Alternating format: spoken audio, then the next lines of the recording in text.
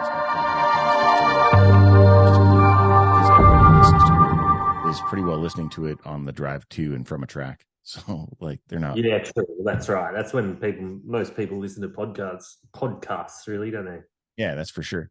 So yeah, we've tried a lot. So I really do appreciate the effort on your side. Being 18 No hours problem. ahead, it's kind of hard for us to find the sweet spot to talk. Uh, Yeah, that's it. A long way down under. yeah, one of the questions I want to talk about.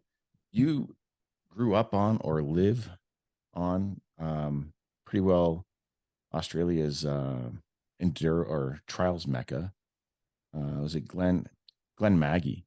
Like Yeah, every single trials guy I know from down under will speak of Glen Maggie like it's the spot. So what's that like? yeah, it's really cool. Like I was very lucky to grow up in such a cool area for motorbike riding.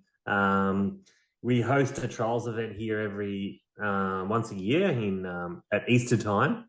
Yeah. So the place where I am in Australia, it's like at the bottom of Australia. Um, a place called Victoria, the state of Victoria, and sort of yeah, we're sort of maybe about 3 hours from the major city, Melbourne. Okay. So yeah, it's very much out in the countryside. So it's like yeah, perfect spot to go dirt bike riding and motor trials riding and all that sort of stuff. And this area is they call it Gippsland, Okay.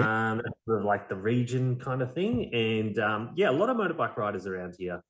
Nice. It's also sort of like the setting of the TV series Underbelly, Victoria. Yes, that's right. Yeah, for sure, for Yeah. sure.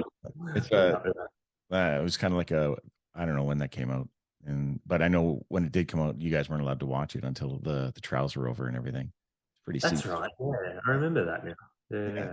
Uh, so is your like, are you the first person in your family to be into motorsports, or is it like your dad and everyone else? Um, yeah, like my dad was he just always was into motorbikes. Yeah. He never he competed, but he was never like a serious sort of racer or anything like that. Just did it for fun. And I've got two older brothers. And when I grew up on the farm, we all rode motorbikes. And I guess being the younger child, you sort of always want to be better than them. Yeah. Yeah. being, being brothers, and I think that's kind of cool. Like um, to always have something to sort of try and work towards, and Yeah, being like it's always good to ride with a better rider. But yeah, sort of the family's always sort of been supportive and stuff. So yeah, they just love motorbikes, but they've never been pushy or anything like that. well, I think that's key. Like I found most people who have been successful at it were never really pushed or forced. They just sort of pulled to it by Yeah, gravity. yeah, for sure. And I guess living out in like the countryside is like there's not many distractions, like growing up, you nearest town's like I don't know, 20 minutes away, and the next major town's like almost an hour away. So it's not like you could always go and hang out and just, do like, just go down the streets and stuff like that. You sort of you always hear. So it's sort of like it sort of helps like if you just want to ride bikes. Yeah, So I get that. Yeah, yeah, we have a little it's good. spot behind our place, sort of the same setting. Major town is an hour and a half drive away, or hour 20, and then the next closest city, like the whatever city, I guess would be like 20 minutes away. Like so, Yeah, cool. Yeah, right. So it's pretty similar, hey? yeah, town of 400, so it's not that like yeah. Yeah, yeah. So when did someone recognize that you had a gift? Because like you're a gifted rider, man. Like Thanks, man. so when did like did anybody recognize that in you, or was it just I don't think anybody really recognized it. I think it was just like it's just a natural progression where you sort of just get better at competitions and results, and it takes you more places, and it's sort of just it's just a slow sort of process, really, I guess you call it. So, and I just kept at it, and I think that's probably one of the biggest things, like as a rider, like growing up, a lot of riders will maybe very talented, but they just give it up. yeah? Um, and I think if you stick at it, that's where it's gonna, pay off. you get past that sort of plateau and find a new Yeah, ramp that's up. right. Yeah, Um, for sure. so you do a lot of coaching. I ask this a lot because, like a lot of the writers I speak to, they coach, right? So, and I feel like Yeah. it's the easiest way for you guys to keep funding your habit. Yeah, that's right. Yeah, pretty much. I feel like, the coaching's been, my main sort of source of income because I know if I just got a normal job, I guess a normal job, whatever you call that, you sort of probably would be, I don't know, less likely to be sort of doing so much motorbike stuff. Like it's a good excuse to get out on the bike, coach riders, make video, make content and stuff like that. So it's a good way to. It kind of makes you feel like you're, a professional in a way. Yeah, Riding motorbikes for a living. It's pretty cool. that is pretty cool. And yeah, you do produce a lot of content. So do you find yourself struggling for ideas or anything, or is it just like there's always something to go to? No, I sometimes do struggle with ideas. I think, yeah, I think like I've done pretty much everything on the farm here, so I just need to. Oh, but there's always things you can do and improve. But Yeah, I do love. I always like sort of brainstorm ideas of what I can do on the motorbike.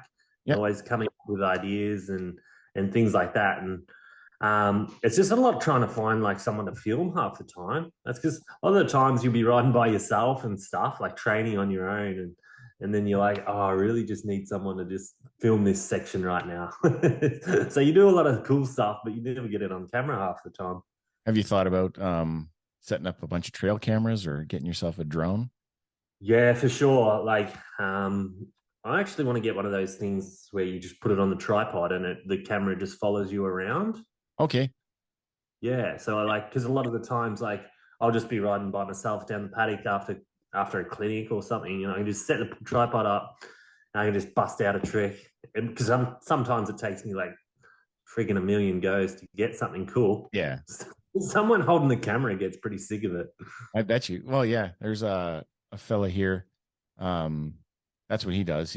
He's always roping people in to going for a ride with him, and he makes them stop. Like, I need you to hold the camera right now.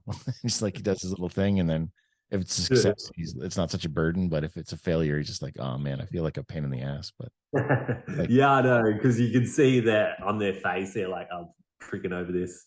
yeah. Can you just land it already? Can you just So who gets there first then? Like, is it your camera person or yourself who's just like, oh man, I gotta land this?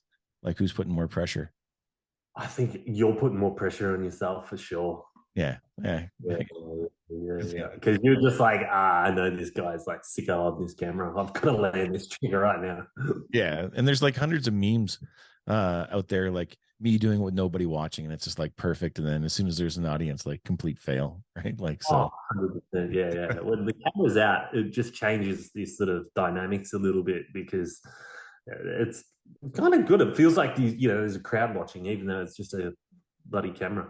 Yeah, but I mean that lens is attached to thousands of people now, right? Oh, Like, that's right. That's what you got to remember. Yeah. yeah, it Yeah. could be you could just do something silly, and then someone uploads Yeah. it, and it's Exactly. Yeah. Yeah. You can't get away with much these days.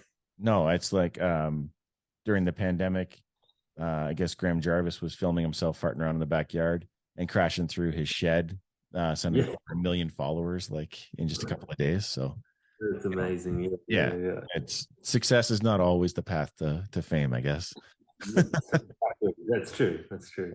um, so, uh, I mean, you were a trials competitor and then an enduro competitor as well, and Yep. so like when you I guess when you went to your first like big deal trials one or even the Easter event that you guys host and it was like your debut, were you nervous or was it just like I got this, like you're so practiced? Um, well, I think with trials, it's like you sort of obviously start the sort of the low end and then you sort of build up to it.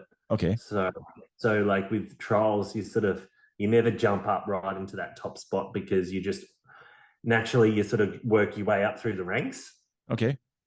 And yeah, so but yeah, now it's sort of like, all right, I've sort of got to the point where there's no excuses why not I can't win these events and things. So yeah, so sort of being at your home property too, you're like, I've got to win this. Yeah, that's the thing, eh? Hometown boy and all that. Uh, Yeah, yeah. are there any like challenges in trials that when you see them on the course, they sort of like make you rethink your decision of signing up that day?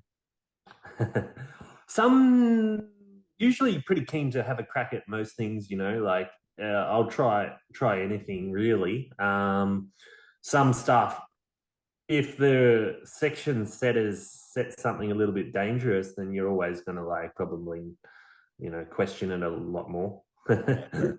So Um, there's a limit to what is achievable, and not that's too with. of and then I guess I am curious, like, uh, being in Oz, like you've competed around the world. So how do you fund that? Like, where do you start looking for, like, if you're going to go out racing this year, where do you start looking for events? Are they just going to be in Oz, or are you going to try like FIM or any of that kind of stuff? Yeah, so I've done a lot of races all over the joint, all over the world, and everything. And yeah, if I want to race, I'll usually go over and do a coaching clinic Okay. over in, you say, Europe or whatever. People will always sort of want you to, I don't know, like it's the beauty of like doing the clinics. You can travel to these countries and do a week of coaching, covers the costs of flying over there and stuff like that. And yeah, so that's pretty much how I pay for my way to do these sort of events. Yeah. And how do you set up a clinic? Like, do you reach out to clubs in an area, or do you just like on Instagram, I'm going to be in Alberta. Do you want to come see me ride? Usually it's like people contact me and stuff like that. So it's been pretty fortunate enough to have met people throughout the years where I can go back Yeah. to these guys and stuff like that. So, but yeah, you often have requests to go to places like in Thailand, Asia. Oh, wow. Uh, yeah, so just over the years, just meet people and stuff like that. So, yeah, there's always it's just like how much traveling you want to do, though. But I guess it's a job, so Yeah. you sort of, and most of the time it's done on the farm here because it's very convenient for me, I Yeah, no guess. doubt. Just go out front and then there you go. Yeah, Uh, that's right. so, of all the places you get to go to, where do you like to go back the most? Oh, I think like regards to countries and stuff, I don't know. Like they're all awesome. Like most of the places are really, really good. Yeah. Just the people are very in every country I've been to. Like they're just always motorbike. I guess motorbike people are very relatable. Yeah. I feel. No, it doesn't matter what country you are in. They're always it's just motorbikes and stuff like that. So, um, but yeah, it's just like yeah. I don't say I've got a favorite, but it's always nice to come home. You know what I mean? Like Yeah. you do, yeah. So I think it's but it is. I think it's important for everybody to do a bit of traveling, like and see the world a bit because it makes you appreciate what you got. I think so. Visiting home as a tourist is a nice way to go, but you can't even appreciate it until you've been other places.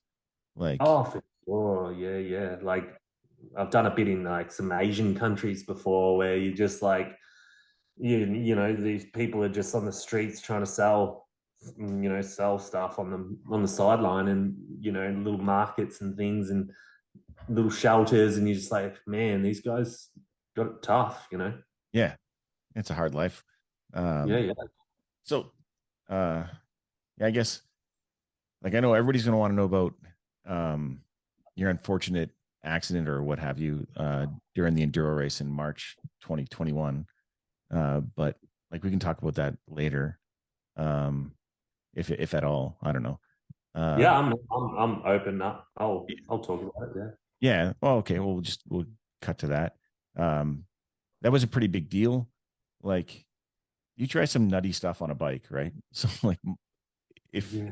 if you're going to get hurt on a bike, most of us would expect the motorcycle to be the biggest contributing factor. And in 100%. this case, it was like just like heat stroke or exhaustion or combination of all those things. Is that Yeah. something that happened because you push yourself? Like, what was your schedule Yeah. like back then? Well, that's the thing. Like, I've been fortunate enough to never really have a serious accident on the motorbike, um, or any sort of really injury on the motorbike. So I guess you think you're, that's the last thing on your mind is like heat stroke or heat exhaustion or just pushing your body to the extreme. Obviously everybody feels that, when they're in hot conditions and stuff. It's exhausting and Yeah. things like that. And you just sort of, you you get by. You might rest for a little bit and you sort of get by. But this thing was like this heat stroke. That's what it's what it came down to. But it's quite obviously it's very serious heat stroke. It can be like deadly. But what's the scary part is I wasn't expecting it. I probably didn't have the best preparation leading up to that race. Yeah. It was very hot. I was doing clinics and stuff like that leading up to it. Drove all the way up there with like the air conditioning didn't work in the car, so I was really probably that lead up wasn't ideal. Okay. And I went into the race like just typical. I'm gonna win this, Yeah. as you do, and I guess that's the competitive side of me, like I'm just like I'm gonna give it my all. And yeah, I think it's just like when I was reading I did a lot of research after, this is Can when I imagine. finally got out of hospital and stuff. I had time to like read all about heat stroke. And the doctors, they were still bamboozled. They tested me for everything: snake bites, spider bites, Oh what yeah. happened. I guess Australia.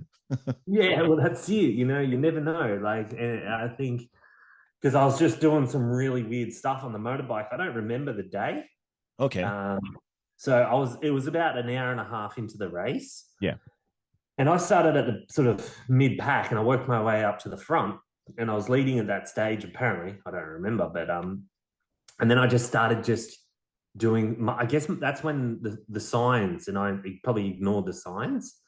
And where I was just like, people said I wasn't myself. Like I was riding into like trees and stuff like that. I was revving my bike excessively just over the smallest rock. They ended up finding me like with the bike on top of me on this little gully thing, and sort of must have been like a little bit unconscious and stuff. So that's when, and it was quite remote where the event was, Yeah. and a lot of bushes and stuff, and there's no like spectators around. So I was sort of in the middle of nowhere, and I guess I was lucky to have some riders stop and find me, and they sort of knew something wasn't right. They they cancelled the race Yeah. because they didn't have enough medical services there in case someone else hurt themselves. So all eyes were on me. So everybody came up. They were waiting for the helicopter because they knew shit was going bad. Yeah. And they said, "Oh, what do we do? Do we just take him to the hospital?" And one of the guys is like, "You need a helicopter. You need to get this helicopter now." So they got the helicopter, rescue helicopter came, but it came and then it went back because they had to get they dropped a few like nurses and stuff and doctors down to me, and Okay. then the whole helicopter had to go back and get refueled. And yeah, they sort of, so what did they do? They sort of did all their work on me. And some of these doctors and things were part of the military or some military services. And they're just like, you have to get this guy out of here like right now. Yeah. So they tubed me when I was down on the ground. So they put a breathing tube in me and stuff. And my temperature was just like through the roof. And I guess that's what happens with heat stroke. Your temperature just keeps rising. Yep. Your body starts to shut down, like everything shuts down. So you're like all your internals, they just start slowing right down. My blood sugar levels were like zero. Oh, So yeah, so they couldn't get they couldn't get a reading on the blood level sugars or whatever. So and then they rushed me to the hospital, the Gold Coast hospital. So that's like up near Queensland at the top of Australia. yeah. Wow, that's Um, yeah, yeah. And yeah, so spent 2 weeks like in a coma, and it was really touch and go for a while. Like, it's probably not a good sign when the family's there and they get invited in to have a meeting with the doctors and stuff like that, probably saying, you know, things are looking bad. But yeah, fortunately enough, I woke up out of that coma like 2 weeks later, and that was such a weird feeling, like holy shit, like what that was a weird dream. I imagine like 2 weeks of just sleep. Like, Oh yeah, and I think it's not like proper sleep too. It's just like you're on this like trip, you know what I mean? Like you yeah, just like you got that much. The doctors give you that much stuff to keep you under or whatever, um, and you it was just like it was a medically induced coma. Not you didn't. yeah, medically induced. Yeah, yeah. So yeah, I just remember some of the dreams. Like I was just like, man, I was like living in space half the time. Oh wow. Yeah, so it was like gives you these really vivid dreams.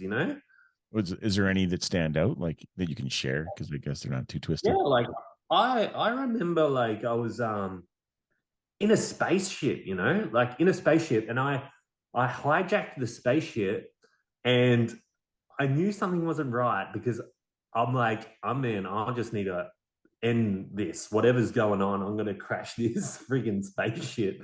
So I remember I was flying over Australia, and I'm like, all right, I'm just going to crash land this spaceship in Australia, and hopefully I can wake up or whatever. Okay. But they wouldn't let me. They wouldn't let. For some reason there was like sounds really whack, but there was like restrictions. We couldn't fly around Australia, so I had had to fly somewhere else, like Japan or something like that. And then I went across the Antarctic Ocean. I went to like some snow field, and they were just going to toss me out in like the middle of nowhere. They just like they just wanted to toss Get me your out of the shit. ocean. Oh man, and it's just like went on and on. All these sort of dreams, like everybody was after me. Okay. So you kind of Yeah, felt yeah. What's that? imprisoned in a way.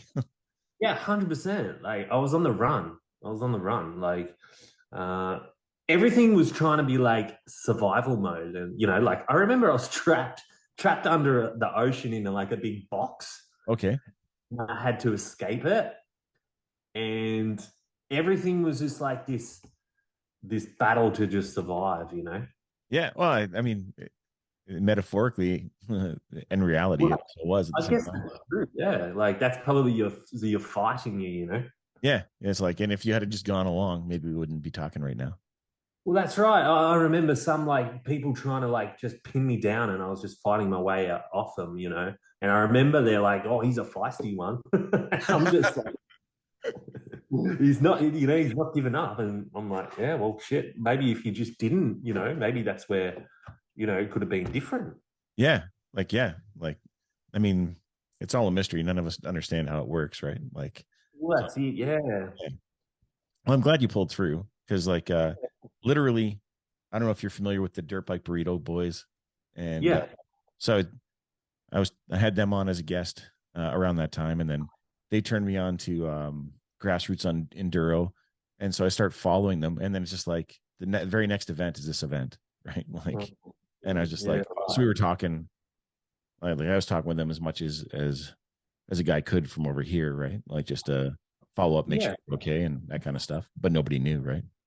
Yeah, right. Yeah, no one really knew. Like everybody it was a bit of a mystery of like how I'd wake up. Yeah, Um, whether or not like I'd recognize anyone. So yeah, that was always be like a worrying thing. If like no, I guess that's all part of it. You just don't know how you're going to turn out like when you wake up. But I sort of remembered like the first time I woke up, I sort of she was like, the nurse was like, "Oh, you've been in hospital for 2 weeks. You came in by helicopter."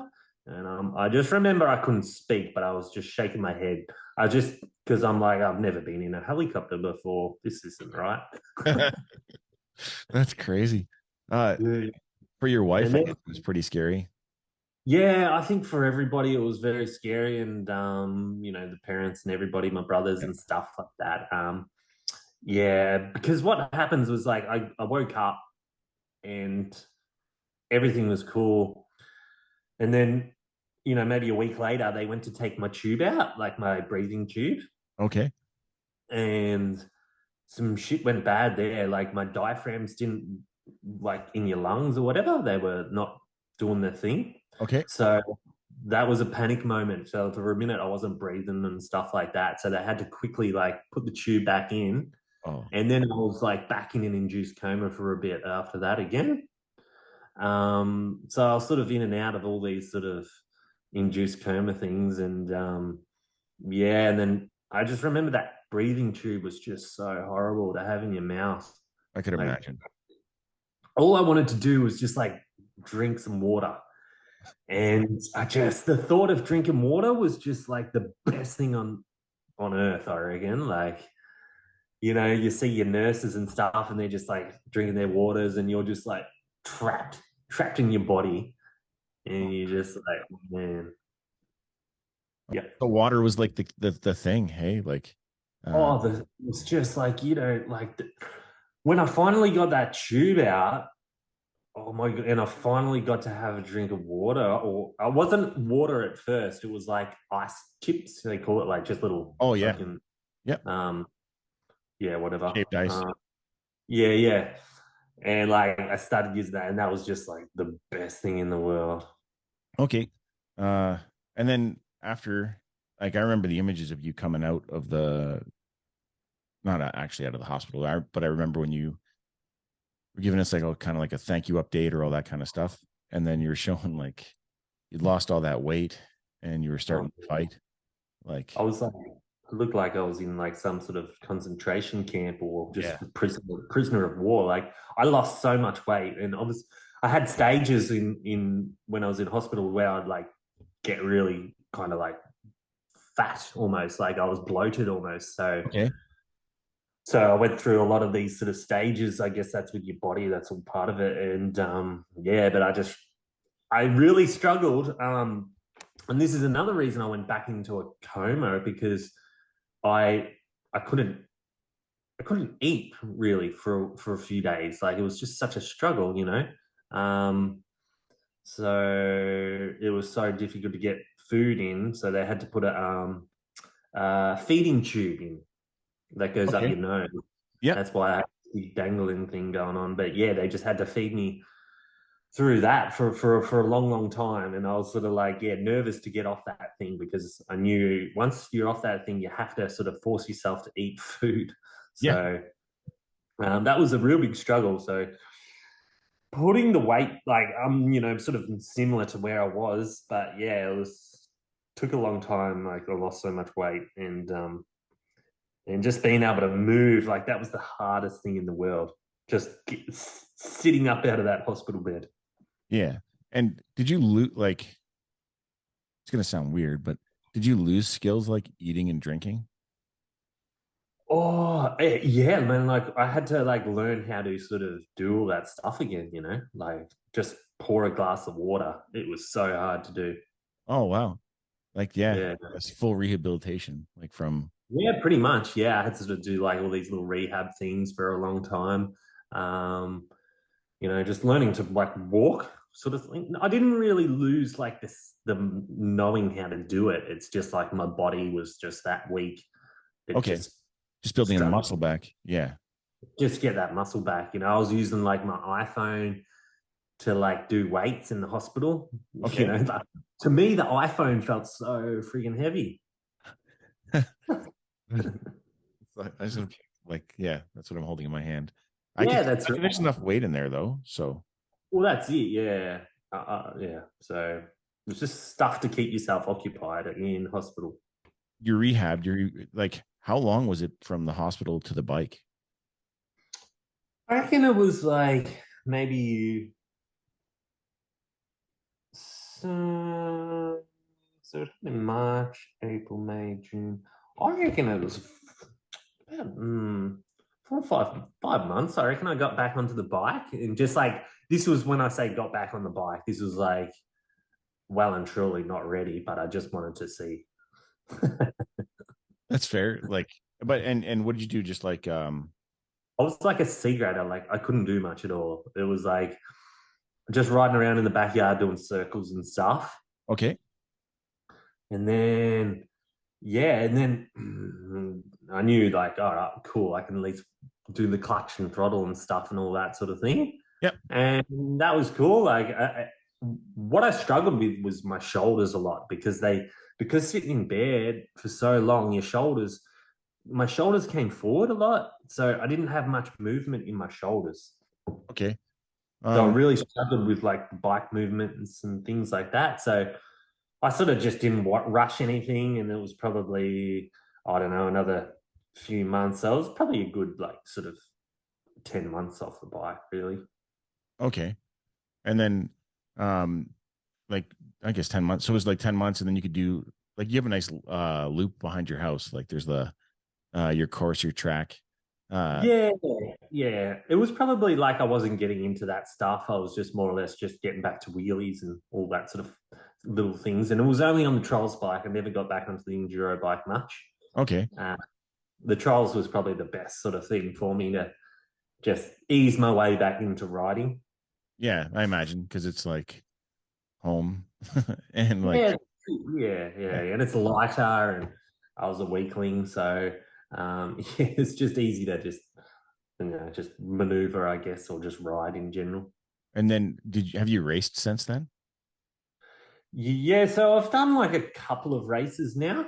Okay, Yeah, so like the plan was never to sort of rush back into racing. I didn't think so. Um, no, not like sort of after all that. And it was, yeah, so I was sort of like, I just wanted to be fully prepared. And did a race like at the end of the year, like whatever, last year now. Yeah, so that was cool to do that, and I could prove that I could, still do all right. So that was cool. That's all right. And then Yeah.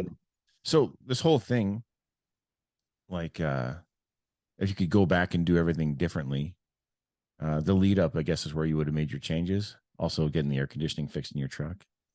100%. Yeah, like I think preparation is probably the key.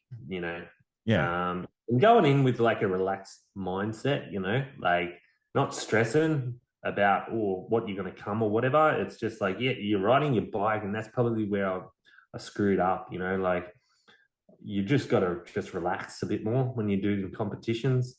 And I probably get a little bit uptight with like wanting to do well and stuff. So now I sort of you just go in there and whatever happens, happens, and you just got to listen to your body. If yeah, if you feel if you're feeling a bit funny, then just chill, just relax, and it's not worth it. yeah. But I mean, that's the I don't know wisdom that you paid for, I guess. Like, No, yeah, far out. It took a yeah, while to realize that. Hey, yeah. But I find a lot of guys like um get really focused on the podium, and they forget about the rest of the riding, right? Like yeah, I know, yeah, then yeah, there's guys yeah. like me that don't focus enough on it, so that's why we never touch the podium. But like, Yeah, yeah, but I mean that's we envy you guys, because you guys just can go out and just I don't know. Sometimes it's not like sometimes you just got to realize like, am I actually having fun at this race? You know what I mean? Like, yeah, is this actually fun? I think I'm having fun when you just like when you're pushing your bike up this gnarly hill. You're just like, yeah, well, you know what I mean? yeah. It's the most miserable kind of fun. That's cool. That's the reward you like, just Yeah, getting up that hill or to that finish line, just achieving, whatever you can, really. yeah, exactly. So, I guess going back to like you being like doing the clinics and things, um, other people. By the time this airs, I've asked this question or a series of questions to a number of people. So the thing most people would advise is riders show up with their bike set up for them, so that when you guys start riding, you can just start once you get there. Past that kind of thing, is there any advice you could give people for when they're arriving or getting ready for races? Because I guess we'll do that for you, just based off of like the like hydrating and being cool and whatever in a hot environment like you're in. Yeah, like I try and like educate riders about, the preparation side of things when it comes to events and even just coaching clinics. Like, say I've got a rider coming, I'll send them an email and I'll just tell them, like, make sure you're feeling, it's going to be a hot day when we're doing this coaching clinic. So make sure you hydrate leading up to it, Yeah. and you know, prepare your bike as best you can before the day. Just because some riders don't ride for a long time and they come out to one of my coaching clinics and their bikes hasn't been started in a while. So it's just like I just try and get riders to be as prepared as they can. Yeah. And the same for me if I did a race or something like that. I just want to make sure I'm going in with good preparation. So after everything, the community really came around for you. How was that? Yeah. How did that feel? Oh, it was amazing. Like it was just so, yeah, like surreal, really. Like it was just so, it was amazing to see the support, from all the riders around the world and everything like that. Like I was blown away, to be honest, really blown away. Yeah, it's crazy. Like you go through the list. Like, I mean, there's a few ways people could send help to you. Like some of the organizations had like auctions or buy a shirt for, and all that, and then like direct donation. But like there's hundreds of names of people who were like there for you a little bit at a time, some in big numbers, whatever. Um, but like whatever it was in my mind is their 100%, right? Like, so they were there. Yeah, they Yeah. were, and just like people were like, just hearing this, I always hear more things like now that I'm like recovered and stuff like that. But Yeah. you meet people, that you don't even really know, and they were like praying for you and stuff like that. So that's probably actually more special than anything, just like just the I don't know, people come together when shit gets real. Yeah. It's, I don't know if there's a lot of communities like that. Like, it seems to be a common theme through my podcast anyway, talking about how the motorcycle community is kind of aside from the rest of the world. Like it has its own set of rules, morals, and values, and support structure, I guess. And just like Mm. once you are a motorcyclist, you're part of a family. And I guess if Yeah. something gets hurt, it's that way. Like, It's so cool. And now I feel like I want to give back a little bit. So it's like if someone else was in the same situation, I'd do all I can to help them. So that's cool. um yeah, yeah. Yeah, it's like and was it one of the dream things there was to get your van fixed? I imagine it's because the air conditioning. Oh man, I want to burn that van. I've still got it. I don't drive it anymore. No, oh no, just auction it off, man. It's got bad vibes, that van. I'm pretty keen to burn the thing. No, then do that. Auction off the van, the burning of the van, and have somebody come up and you and them can set it ablaze together. Yeah, that sounds good. We'll go live. We'll Yeah, video it live. make it a big thing. Like, why not? That would be actually a really interesting contest, and I'm sure that like somebody would find it was so much fun they'd had to try to put it to an end to it. But But yeah, sort of. I got out. I just needed a new van anyway because that one was getting on. Like done a fair few miles or whatnot. So yeah, it was time to yeah. park it, to die. Yeah. I've never seen it, but I guess it has kind of a notorious reputation for being derelict. Yeah, 100%.